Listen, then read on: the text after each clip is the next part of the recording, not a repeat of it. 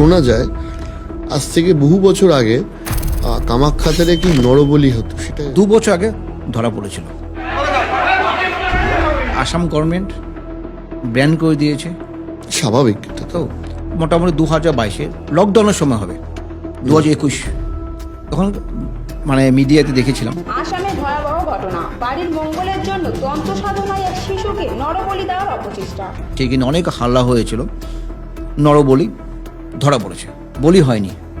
হিন্দিভাষী তান্ত্রিক যাকে নিয়ে এসেছিল ওনার ছেলেকে নিয়ে আসছিল, মানে ছেলেকে নরবলি দিবে। ওনার হচ্ছে কোনো ধন সম্পত্তি পুঁতে থাকা আছে, যদি ছেলেকে যদি বলে দিতে পারেন তারপর সেই মানে ধন সম্পত্তি যেটা আগের দিনে পুরনো লুকিয়ে থাকে সম্পত্তি এগুলো পাবে। তো বলে দিতে হয়নি, পারেনি। কেন এখন কামাখ্যা মন্দির প্রচুর লোক, প্রচুর পুলিশ থাকে। এখন তো নরবলি মানে তো বিশাল ব্যাপার।